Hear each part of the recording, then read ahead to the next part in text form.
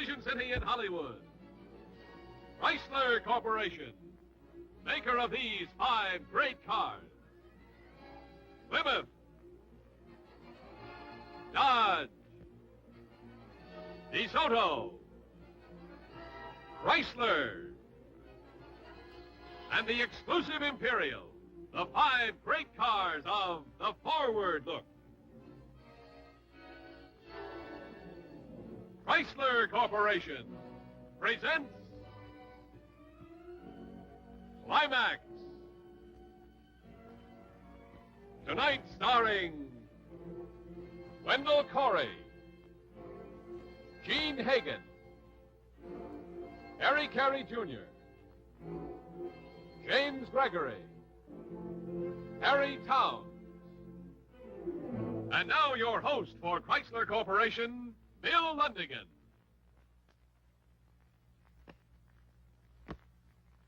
You know, this week after a winter's hibernation, the baseball parks of America have suddenly come to life again.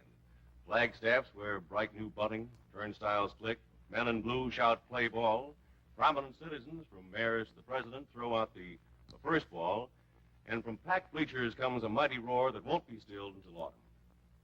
Many loyal baseball fans will remember a beloved figure who, not many seasons past, was an important part of this scene. A man whose moving personal story of love, courage, and heartbreak was as stirring as his greatest triumphs on the diamond. Tonight on Climax, the Lou Gehrig story, a new, dramatic picture of the Iron Horse himself, written especially for Climax by Mel Goldberg.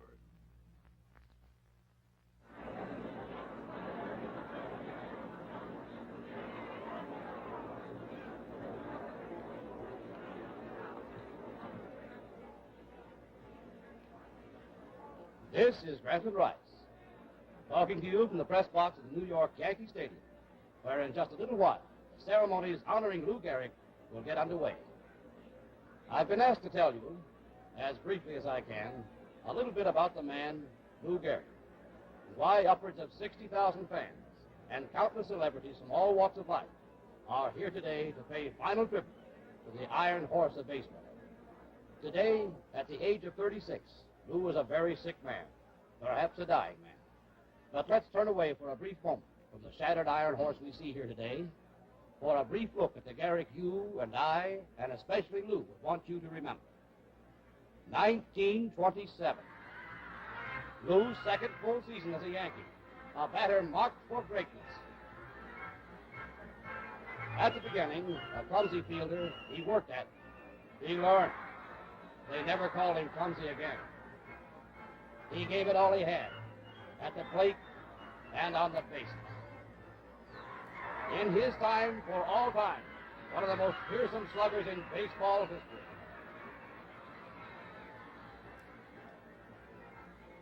And now he became known as the Iron Horse, season after season, game after game, defying sickness, pain, and injury.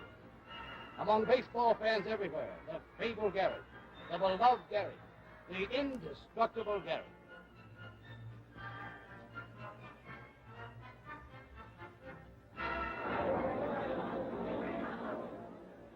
It was just a relatively unimportant early season ball game. But for Lou, the game was to be a crucial one. There's 2 down in the top of the ninth. The bases jammed with the White Sox, and the base hit now could win it all. So the Yankees are in serious trouble. Their ball game is in jeopardy. There's a sign. There's a stretch. Pitch. It's a bounding ball down the first baseline. Gehrig is up. No, it's by him. It's into right field for a base hit. He couldn't come up with the ball. It's a tough break, folks. It was a sharply hit ball. Let's say that Lou just missed making a nice play.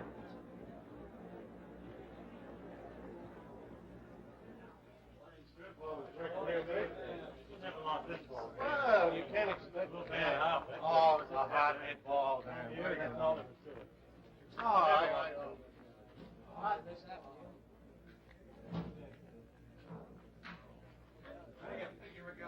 Ball like that. Take it slow, Russ. Take it slow. He lost me a ball game. What do you mean take it slow? Not gonna bench the guy. I mean it. For the good of the team, he ought to get benched. He's through. You think he'd bench himself for crying out loud? So he's played in over 2,000 games in a row. What are we supposed to do? Eat that record of his if it costs a pennant this year? I mean, we got to think of ourselves, too, you know? You talk awful loud for a little guy, Rusty. Anybody wants to hear what I got to say, Dickie, I'll say it right to his face. And that includes the great Gehrig. Let him go. I've been swung on before for telling the truth. For telling the truth, Rusty? He lost me a ball game this afternoon. We lost a ball game this afternoon. We, meaning the Yankees. It was my ball game to win, a lousy ground ball. How many ball games did you win last year, Rusty? I was in the bullpen half the season. Yeah, but you took your share of the World Series, though, that Lou helped to win, didn't you? Look, I ain't saying he wasn't a great ball player. All I'm saying is he ain't helping the team now.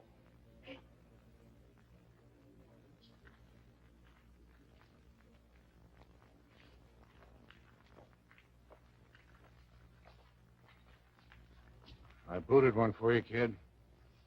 I'm sorry.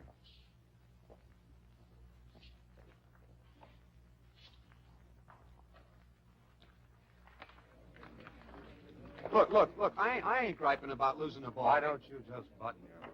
Why don't you just button your lip?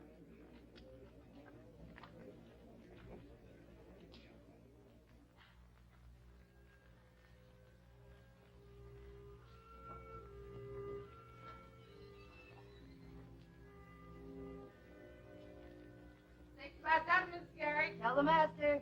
All I do if he throws something at me. Throw it back. Snake's on. That's Dizzy Dean on the mound. You know, I've seen this film over 20 times, and he hasn't struck you out yet. There it goes. Loud line Every drive. time. They go all the way. Hey, Ellie, come on in here. Come on, Ellie, hurry up, will you? Now, you too, Maggie. Shut the door. Those sticks will be burnt. Never mind, say. Just close the door, will you, hon? That's Dizzy Dean on the mound for the National League All-Stars. He's getting ready to blow that fast one past the mighty Gehrig. Now, watch the feet, honey. There it goes. Full line drive with Eagle all the way.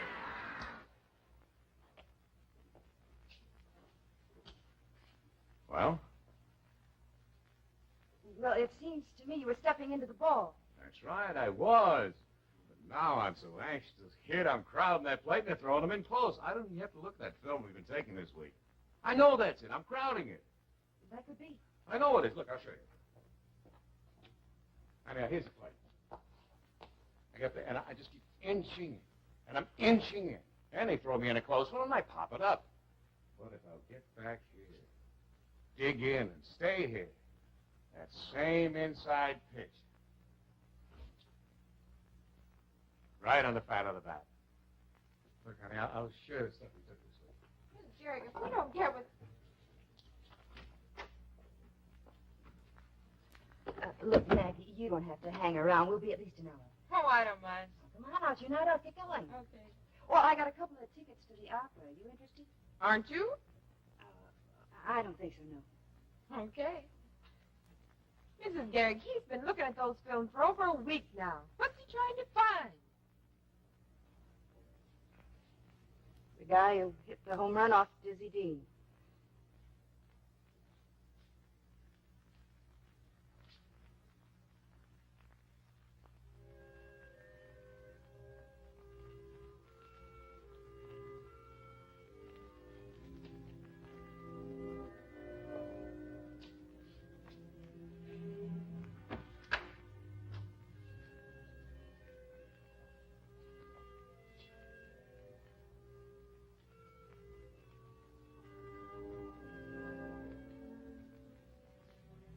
Well, dinner will be ready in 2 shakes. Everything has to be playing all the time? Put it on for you. I thought you liked it. I do. Who wants to live in Carnegie Hall?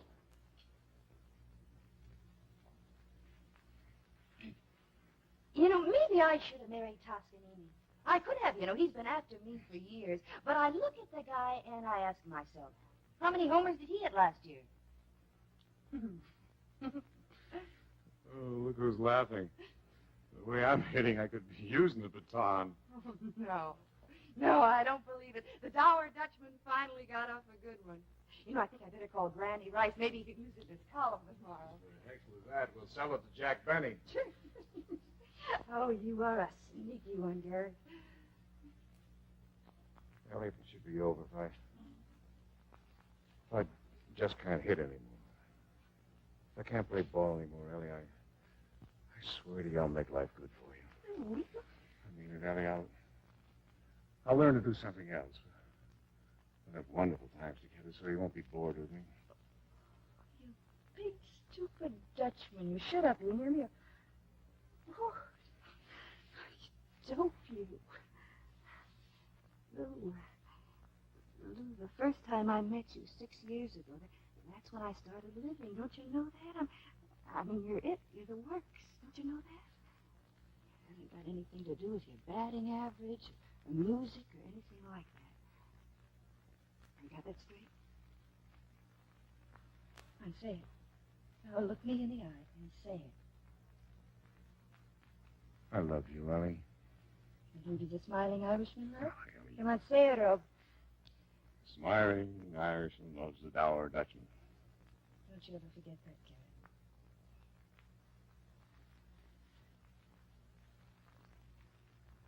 Gary. Hey, Ellie, the steak's burning. Thought I told you to shut up.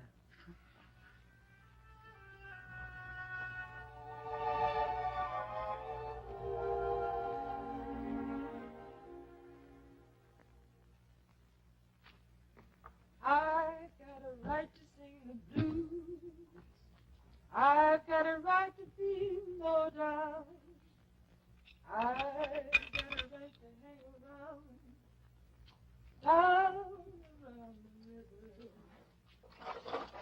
A certain man in this old town is dragging my poor heart around. I've got the right to sing the blues. I've got a right. Opera tickets, isn't it? I'll give you opera tickets. Anytime at all. I liked it. So did Charlie. Charlie, what happened to Sam? That for Sam. That Carmen sure is a crazy gal, isn't she? You might say that. Oh, that's hot. You might say that. Give them that a yell, will you? Coffee time. How's he feeling? First time since the season opened, he slept the night through. Did he find out what he was doing wrong from those pictures? Well, he thinks he may have been crowding the plate. But you don't think so, do you? Everybody on the team from Mac on down has been studying his batting form. He's not doing anything different from the way he ever did it. And he hits one, and it's an easy fly ball. Mrs. Gehrig, he's 36 years old. And he's been playing ball day in and day out for 14 years. Over 2,000 games, and he never missed a one.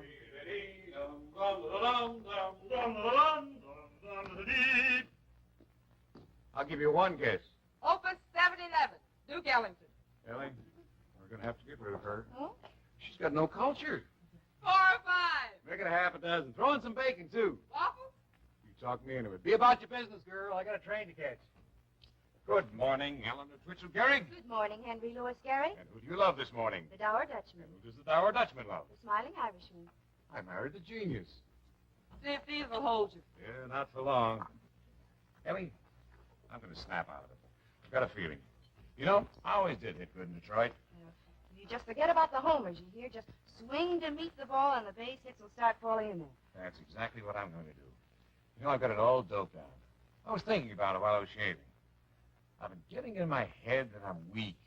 So I stand up there and I swing real hard. I swing too hard.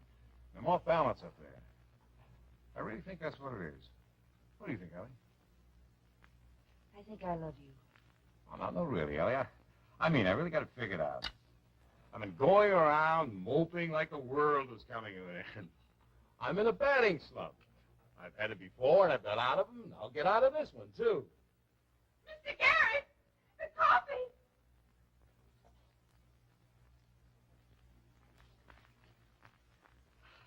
Let me get some butter. You've got some salve in the medicine chest. Ellie, I didn't even feel it. Huh? burned it to the bone. I didn't feel it, Ellie. I better get started. I'm trained to catch. Lou! No, Ellie. I'm not going to see a doctor. Now, we've been over that a dozen times. There's nothing wrong with me, Ellie. There's nothing wrong. The few base hits won't cure. I'm a little tired, and I'm nervous, and I'm in a swamp. That's all it is, Ellie. I'm just in a swamp.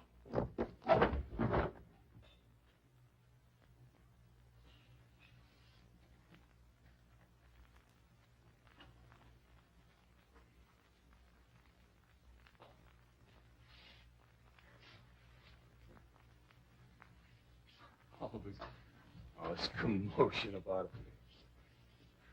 Spilled coffee, batting slump. A couple of good days, I'll be hitting him so that they'll make me use one of those batons. So I won't kill somebody. Right, huh? Right.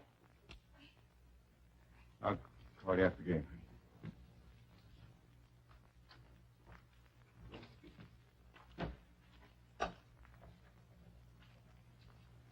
Bet your dime I get 3 hits. No bet.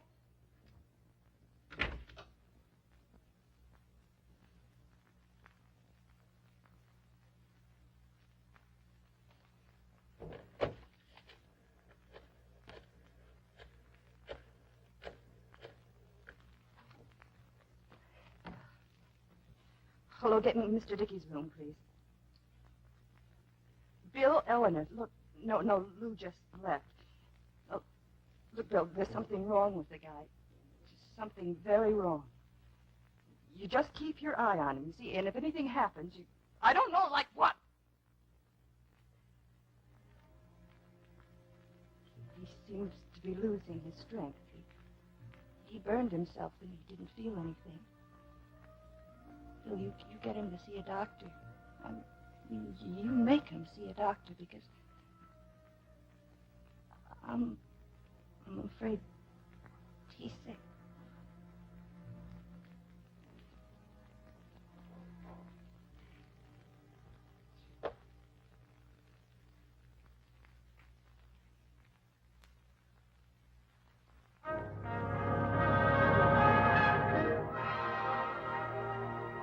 In just a moment, we'll return to the second act of the Lou Gehrig story.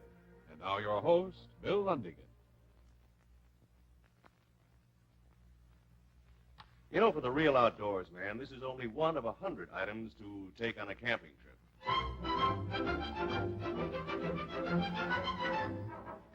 And when a sportsman like Ted here goes shopping for a car, he wants the most space he can get for carrying equipment.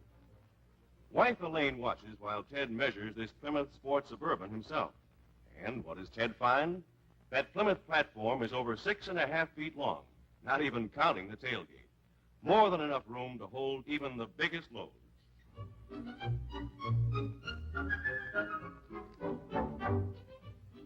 Of course, Elaine is thinking mostly about style. To her, the Plymouth is far ahead in this department as well, with Flight Sweep, the only really new design note this year. And that chrome carrier on top is not only extremely useful, but adds a smart styling touch as well. But it looks like Elaine has just found out, as you will, that Plymouth has a complete line of Suburbans. And here's another handsome model. The custom two-door, priced a bit lower. Seat 6, choice of new V8 or 6-cylinder engines, too, as with all Plymouth Suburbans. Now here's the Plymouth Custom Suburban 4-door model. Seats 8, third seat removed.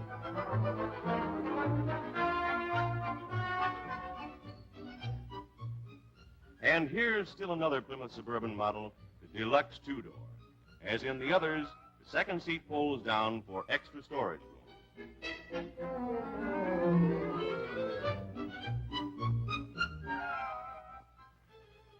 Yes, they're all big, they're all beautiful, and they're filled from road to roof with exciting new Chrysler Corporation features and extra values. Well, it looks like Ted and Elaine have already made up their minds about the one that they want. And whatever choice you make in a stunning Plymouth Suburban, you'll know at once why they set the pace for roominess, for looks, and for riding qualities, too. And now, we return to Climax, tonight starring Wendell Corey, Gene Hagen, Harry Carey Jr., James Gregory, and Harry Towns.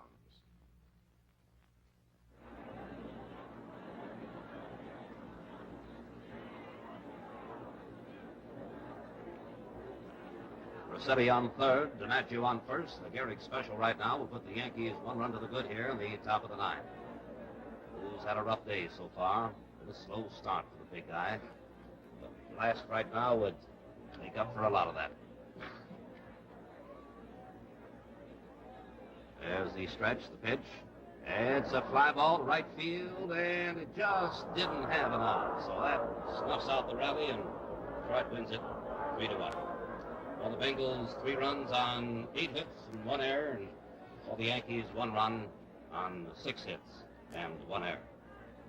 Another tough loss for the Bronx Bombers, and especially rough one for Lou Gehrig, who just can't seem to get started this season. Over the fence for a home run. Just one of those tough breaks. The guy's got lots of power. You're going to hit the ball again. You can't see.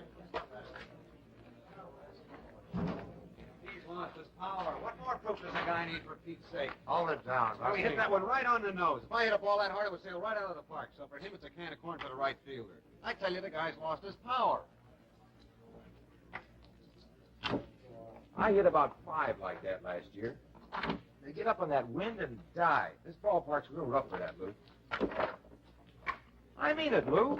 The wind blowing the other way, it'd have dropped in there for a base hit easy. Even the weather's against me, eh, Bill? You're in a slump, Lou. Everything goes wrong when you're in a slump. You know that. The man's had it. He's done. Kaput. Hey, Lou, you'll let me pick that movie tonight? Wait a minute, Bill. If there'd been anybody else, Mac would have had him on the bench a long time ago. He keeps on this way, we'll be fighting to keep out of the cellar. Right, Bill? My hurting team. You're in a slump. That's not the question, Bill. Well, he doesn't answer those questions, Lou. Billy's got enough to do behind the plate without worrying about the other guys covering positions on this team. And that goes double in spades for every man on this ball club. Now, if there's anybody here who feels I'm being overworked, thinks maybe I need a little help managing this team, let's hear from him. But before he starts shooting off his mouth, he better be pretty doggone sure he's batting over 400, or if he's a pitcher, he's pitching nothing but shutouts. Now, the floor is open to suggestions. All right.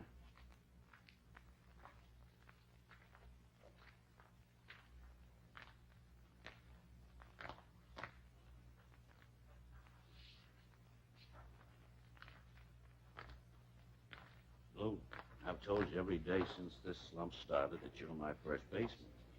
Now, if you don't feel you can handle the job, you come and tell me. I'll answer you first. Hey, a little extra workout tomorrow, Mac? Sure. I'll get somebody to throw it. Thanks.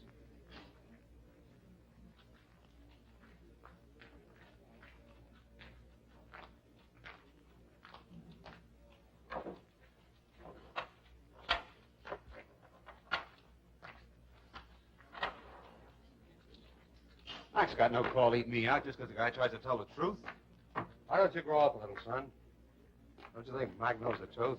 Don't you think we know it? Don't you think Lou knows it, too? Well, if he knows he's finished, then why doesn't he bench himself? When you've played for 14 years without missing one game, when you're half the ball player that Lou Gehrig was, ask me that question then if you have to.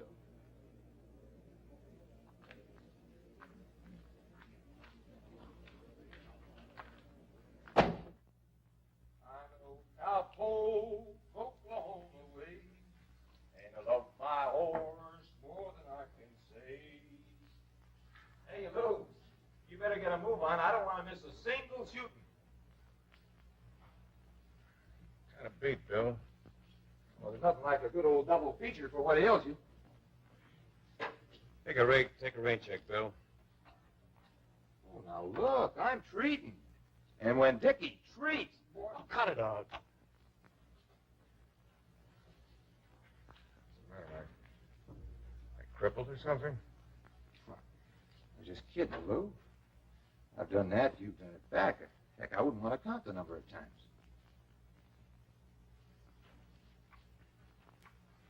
Want to belt me one right here, Bill? Nope. How about a good swift kick? Free, huh? I just want you to go to the movies with me, that's all. You know I'm scared of the dark. I'll be with you in 30 seconds. Lou, if you just want to sit around, maybe read or something? I thought you were treating, Dickie.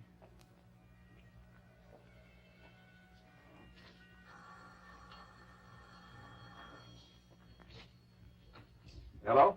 New York, calling Mr. William Dickey. I'm speaking. I've got your party, New York. Go ahead. Bill, Eleanor, look, I don't want Lou to know that it's me. Is he there? Yes, Dave. It's good hearing from you. Bill, I have Dr. Graham here with me now, and I've told him Lou's symptoms, and Bill, he thinks it's very, very important that Lou have a complete checkup, and right away. Bill? Well, what can I do? How stubborn he is. He won't listen to me, but well, I thought if you talked to him, Bill, you might get him to Really? go. I don't want you to ever pull a stunt like that again. Do you hear me? Now, do you hear me, Ellie? Yes, I hear you, Lou. I feel so bad I need a checkup. I'll be the first one to know it. Lou, this is Dr. Graham. Lou, you're acting like a child. All we want you to do is take a few days off, fly up to Minnesota, and then... Take a few days off. What's the matter with everybody? Well, you'd think I was... We haven't got an open day on the schedule for... I'm in a slump, that's all. It would look great, wouldn't it? 14 years I quit coal just because... There's nothing wrong with me, Doc.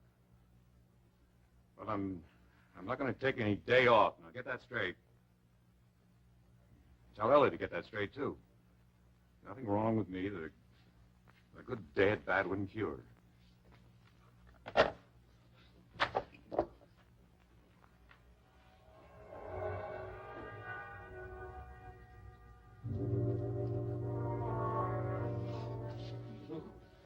It's a sore. It was crazy for a minute there. Oh, piano legs, Gehrig.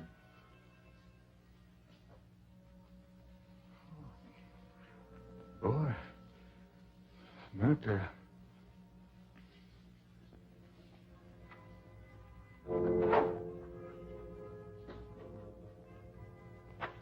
Been at it an hour now. How's he doing? Come on, Rusty. Let him take his swings in peace. Listen, I want to see him do good just like everybody else. Yeah, you've been beaten. Come on.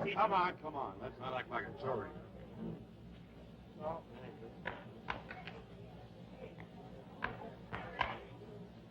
Now you're hitting him, Lou.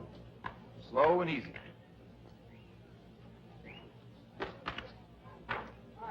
Okay, Haggis.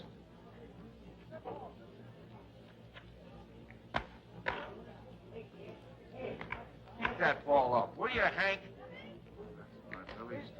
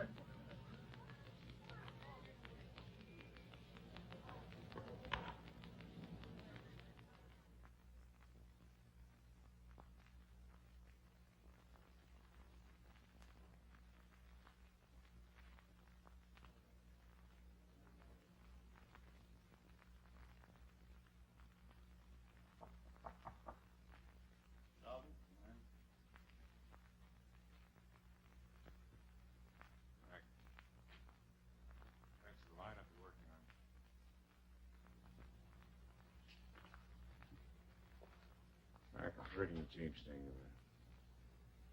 That's the lineup.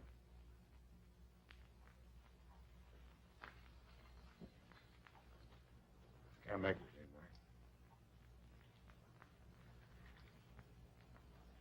I just can't make it.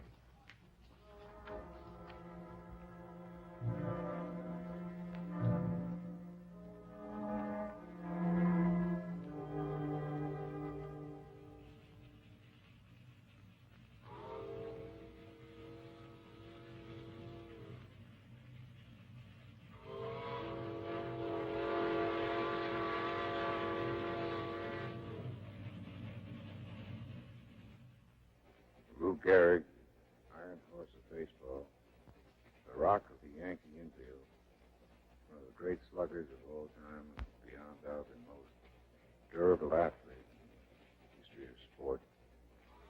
Yesterday benched himself after a fabulous 14-year stretch, during which Lou played in 2,130 consecutive ball games, a record which has not and will not be threatened. Although the Yankee management, Gehrig himself, claims that the benching is a temporary measure, those of us who've watched Lou's pathetic performance this season feel that it may be the end of the line for the fabled iron horse.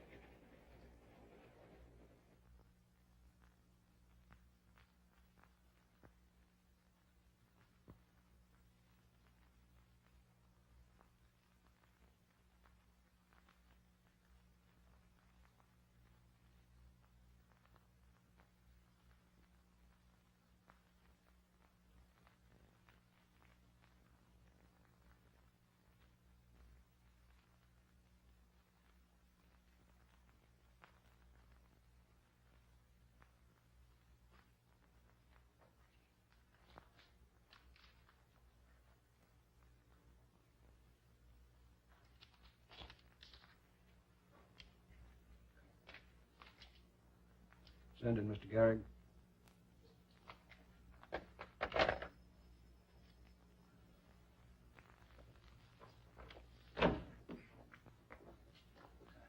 Hello, Lou. Good morning, Doc. Oh, that won't be necessary today, Lou. After 5 days here, every time I see a doctor, I just automatically start to strip. Sit down, Lou.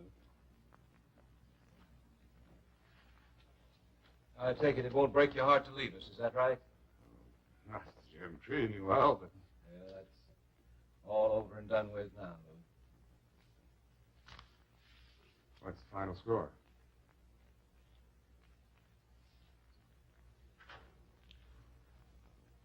Well, you might say we're at bat at the end of 9 innings. We're all tied up. After 5 days of tests?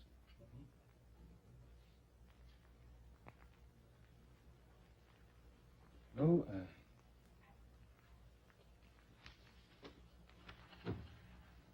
let's see how I can put this to you. You can put it to me straight, Doc.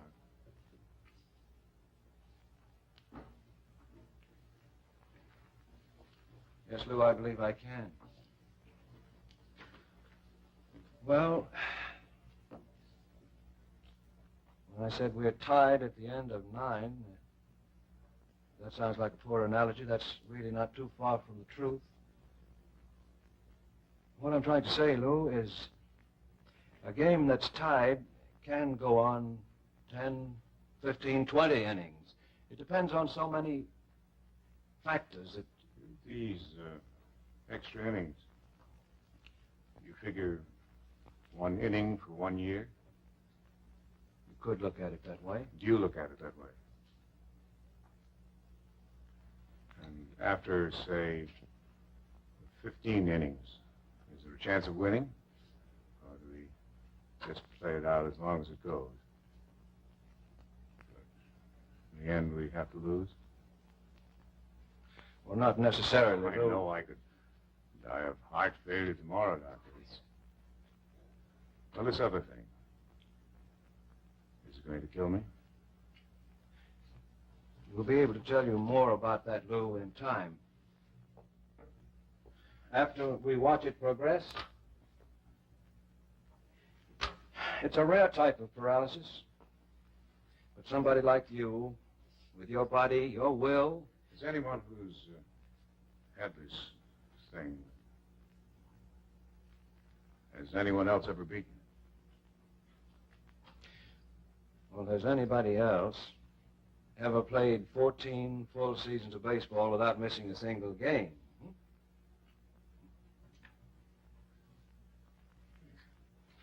It was funny. There ought to be about 8,000 questions to ask. I guess so. Well, there's no hurry, Lou. You'll be hanging around for a couple of days. You'll have to tell Mac and Ed Barrow. How am I going to tell Ellie? Oh, I know she's been making a nuisance of herself, Doc. She's Irish, you know, and well, she's got that temper, and when she wants something, she wants it pretty bad. So when she calls you again and starts pumping you, you just tell her I've got a fighting chance. We do, Doc?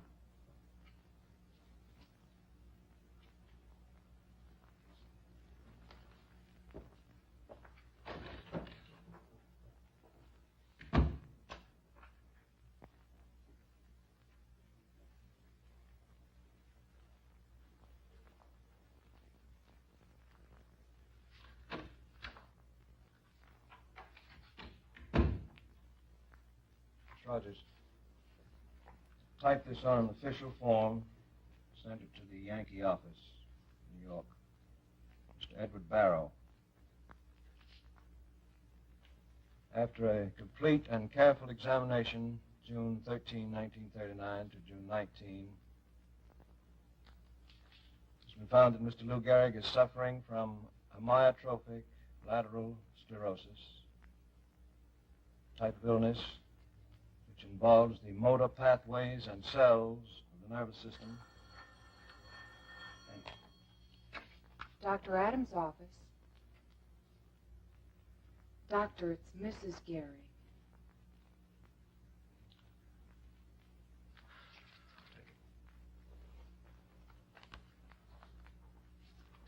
Mrs. Gehrig? Doctor, I know I said I wouldn't call it till 5, but Well, that's quite all right. I have the reports here in front of me. I was just dictating a release for the newspapers, which would define the nature of your husband's illness. it's bad, isn't it? It's quite serious. I want to know, Doctor. Well, that's difficult to say, Mrs. Gehrig, as I was telling your husband just a few I told you not to tell Lou in... I told Lou that he had a fighting chance. Sorry, thank you, Doctor. Thank you for telling me that. And now, please tell me the truth. I've never had the privilege of meeting you, Mrs. Gehrig, but I think you can take this. I think it's something that you must know. Mrs. Gehrig? I'm still with you, Doctor. Well, your husband is suffering from a disease which we hope one day we'll be able to cure. However, at the present time, we know very little about it. Mrs. Gehrig? How long? Well, that's hard to say. But with his body, the shape he's in, why? Is there anything I can do? Try to keep his mind occupied. Try to keep him happy. Thank you, Doctor. And now, if you'll excuse me, I think I better hang up.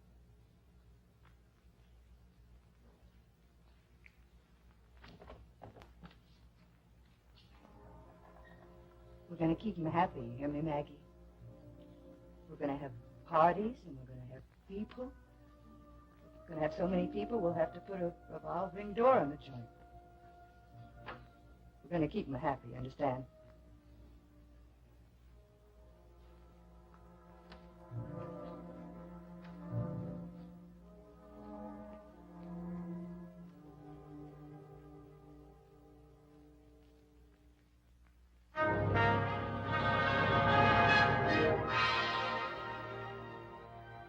just a moment, we'll return to the third act of the Lou Gehrig story.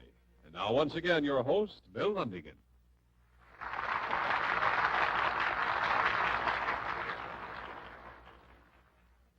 In the theater, when you have a hit, you can tell by the audience reaction. In the automobile business, we rate a hit by the nationwide acceptance it gets.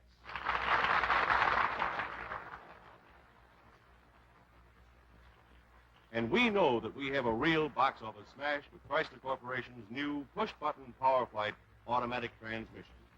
Here's how terrifically it's going over with America's car buyers.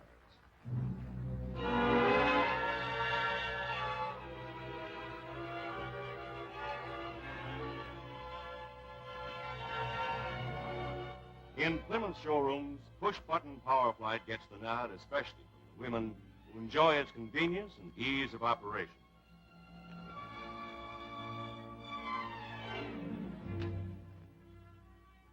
Dodge dealers report an overwhelming demand for the magic of push-button driving.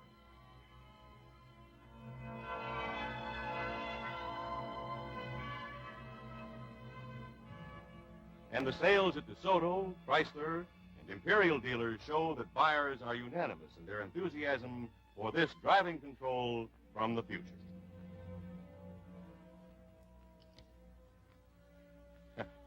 It's so easy. Just push a button, step on the gas, and go.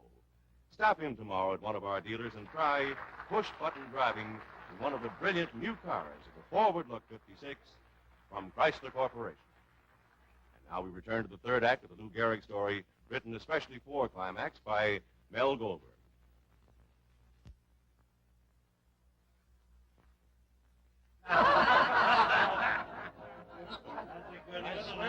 I swear in that eighth inning yesterday, I thought old Biscuit Pants here would grab himself a bat and put himself into pinch hit. Don't kid yourself. I thought about it. All right.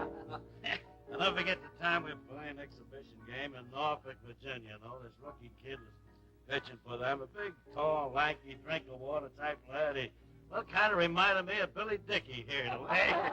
Thanks, Maggie. Everything okay here? Oh, just great, Ellen. Just great. How about you, Gary? Gehrig, just fine. Anyway, about the first three innings, the boys are going up there, they're hitting the dirt every time this kid winds up. By the time the fifth inning rolls around, everybody's down on their knees praying to get out of the ball game alive. They're walking up there and they're not digging in. They stand about 6 feet away from the plate, which is, the worst thing in the world they could do, Because the way this kid's chucking them in, the safest place in that ballpark was right in the middle of the plate. He's not even coming close to it, Except old Fearless here. Oh, he's digging in there like this kid knows where the ball is going. And twice in a row, Lou's on his pants, and this kid is scared green. He keeps yelling in, "I'm sorry, Mr. Gehrig. Gosh almighty, I'm sorry." Lou sort of dusts himself off, and he waves back. He says, "Well, that's all right, son. It's all in a day's work." And then, pow! I thought somebody had been shot. Lou hits the dirt. This kid throws his arms up in the air, and he starts screaming, "I killed Lou Gehrig! I killed Lou Gehrig!" I'm halfway out of the dugout with a bat in my hands. I don't know whether to carry Lou off or belt that kid one. And here's old Lou. He's just sort of dusting himself off and picking himself up off the ground, and he's shaking his head at that kid, and he's saying, "You better watch that fastball, son. You're liable to hurt someone." Yeah, as I remember it, the kid turned out to be a pretty fast country-style pitcher. He was, Mac. Remember in Chicago when we were Yeah, playing? well, that's another story, another time. I'm sorry to break up the festivities, but we've got a little thing called a ball game we got to play. Wait a minute. Where are you rushing to? It's early. Well, maybe for you. Well, that's what we get for bringing the manager along with us. Yeah. Thanks a lot. Good night, Lou. Good night, Lou. Where's the car?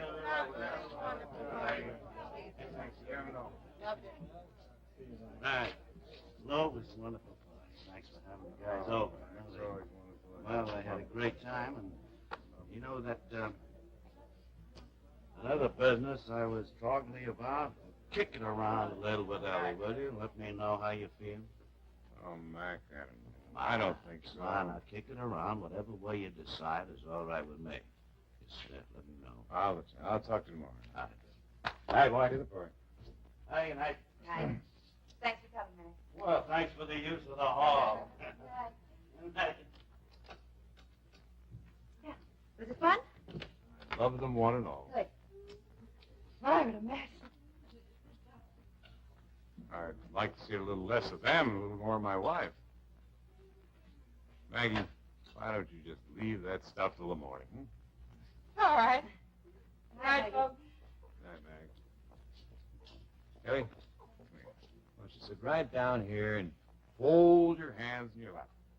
I'm going to sit over here where I can see you. I'm going all over. Sit down. Talk.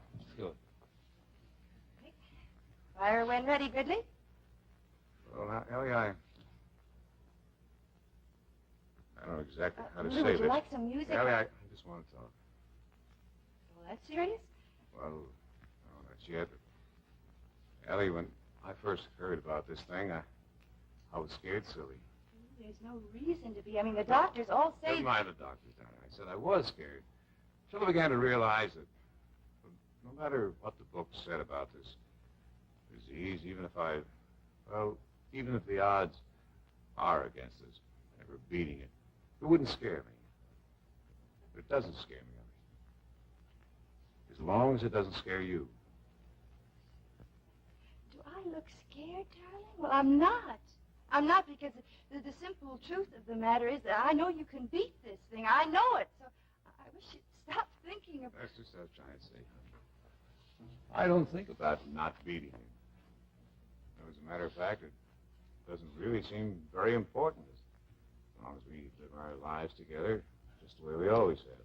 Oh, with a few changes, of course. Lou, Oh, I know. I can't play ball anymore. Well, I can adjust to that. But I don't like to have to look across the crowded room to find my wife. We don't need parties, Ellie, to shut out the truth. Truth can't hurt us, honey. Not as long as we're together. no more parties. No, Ellie, I don't mean no more parties. Lou, what do you want me to do? Oh, honey, I want you to stop asking me what I want to do. I want you to tell me what you want to do. And I want you to argue with me, and I want you to tell me I'm a big, stupid Dutchman when I'm wrong.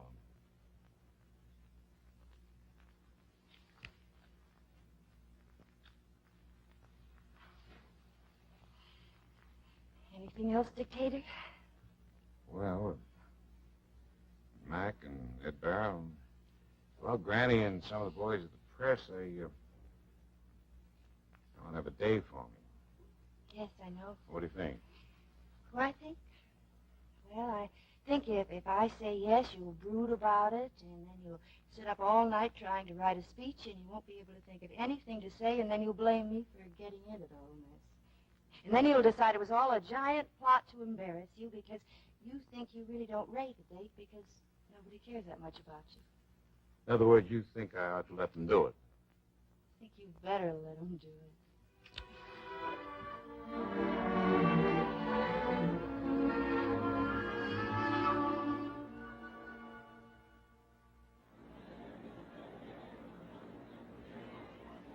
First game of today's traditional 4th of July doubleheader has just ended, ladies and gentlemen, and the Yankees lost it to the Senators 3-2. There are upwards of 60,000 fans jamming this ballpark, and most of them viewed the first game with the same apathy that the Yankees played it. For the first time in this broadcaster's memory, the games themselves are taking a back seat to the between-game ceremony, the tribute to Lou Gehrig. Now, before the ceremonies begin, I'd like to chat with one of Lou's friends. Sitting here beside me is Grantland Rice, the Dean of American Sports Writers. That'll get you an argument any day in the week. What about this crowd here today, Granny? It's very impressive. Very, very rough on Lou, I'm afraid. I've seen the big guy sculled by a fastball that would decapitate an ox, dust himself off and dig in. But this, standing before a crowd, making a speech, this isn't work. Did you help him with his speech? No, sir, I did not. I've heard Lou speak in public half a dozen times. He usually manages a pretty fair job. This is different. Everything is different. This isn't the Rock of Gibraltar in baseball pants. This is just a sick man. A very sick man. He knows that today, for the very first time, he's being honored not for being a great ball player, but for being Lou Gehrig. He could accept honors as a ball player. He knows that he's earned that. But for a guy like Lou, who can't understand being anything else other than a good human being, he can't honestly see what he's done to deserve this. And so he might not say any more than thank you. But if he says it in his own way, it'll be a better speech than I could write for him if I had 10 fingers in each hand. Somebody downstairs says Gehrig isn't going through with it. Billy, the corridor's knee-deep in reporters. They want in. Well, they'll have to wait for Mac. What happened, Bill? Beats me. He was sitting there in front of his locker just sort of staring off into space. Then he got up and went to Mac's office. I asked him what was wrong. He said, can't do it, Bill. You just can't do it. Hey, boys, Lou's coming. Come on.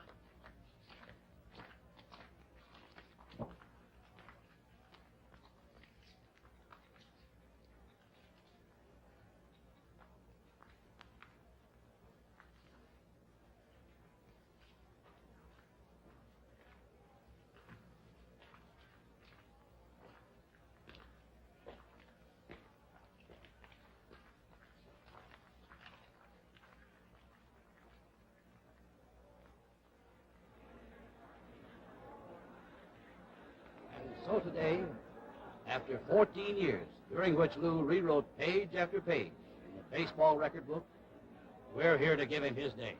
Let's make it a good one. Thank you, Granville Rice. And Granny, don't go away. Well, the area around home plate is literally swimming with gifts, tributes. I won't even attempt to describe them to you now, nor will I try to name all the famous faces that are here.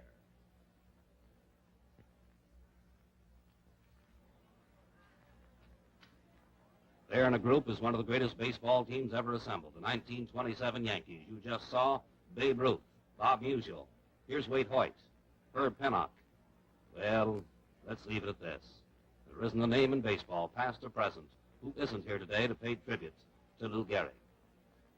The big Bambino again, Sultan of Swat. Many other dignitaries, some 60,000 of them. That's Joe McCarthy making the presentation. Some time ago, you told me that you thought that you were hindering the chances of the ball club by staying in the ball game. That was a day that I never wanted to see.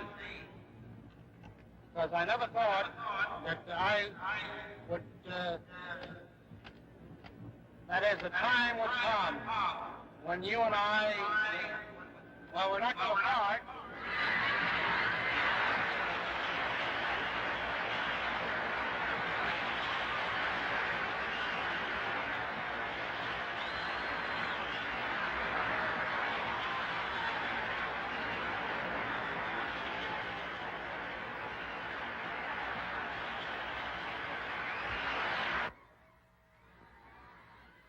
They say I've had a bad break. But when the office force and the groundkeepers and even the Giants from across the river, when we give our right arm a beat in the World Series, when they remember you, that's something. And when you have a wonderful wife who has shown more courage than I ever hoped to have, that's really great. And when you've spent 6 years with a great little manager like Miller Huggins, and the next 9 with the finest, smartest manager in baseball today, Joe McCarthy. And when you have the privilege of roaming, eating, playing cards, and knowing one of the greatest fellas who ever lived, Bill Dickey, with all this, I consider myself the luckiest man on the face of the earth.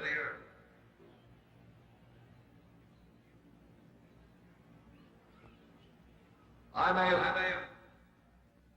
been given a bad break, but I've got an awful lot to live through. Thank you.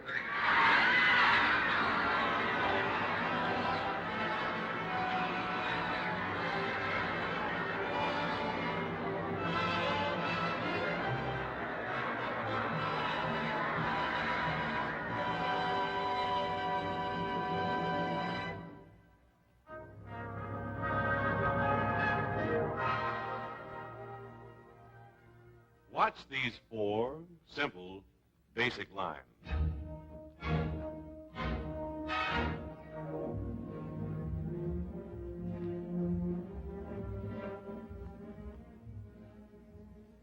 Notice how easily the 4 lines moved, then blended into flight sweep styling.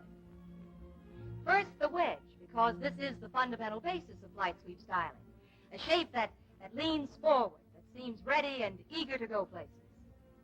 It's a shape that could also form the basis of a jet plane. Or, for that matter, a high-speed racing boat, like the ones we showed you last week. But, you know, we can simplify this, and when we do, we get this, the flight sweep symbol, a clean, uncluttered line that is the very essence of Chrysler Corporation's style. There isn't one line on this DeSoto that doesn't add to the overall forward thrust. Yes, even the line along the door. It's always straight, never broken, never a dip in it. And now, compare the basic shape of flight sweep styling with this. It's a completely static shape, with not the slightest look of go to it, and yet it is the basis for the design of quite a few cars that were brought out this year as new.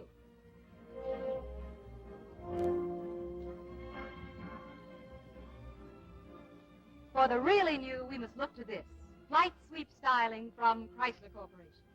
Here is car design with a true look of motion, power in motion, long tapered lines that carry the eye, from jaunty upswept tail without a break or dip, straight to the racy forward slanting hood.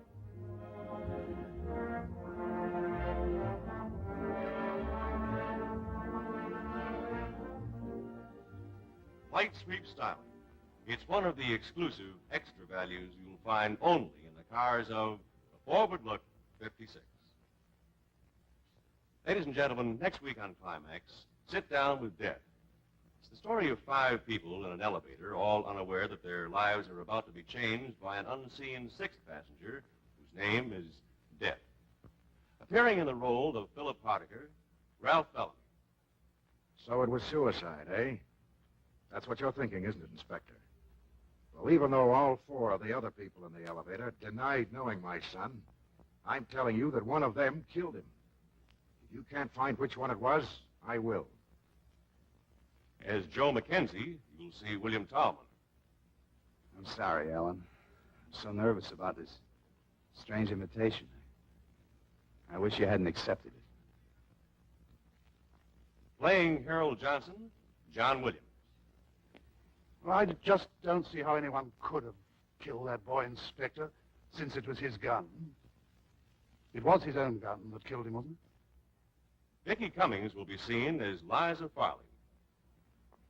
Well, I didn't kill him, Inspector, and I don't believe anyone else did either.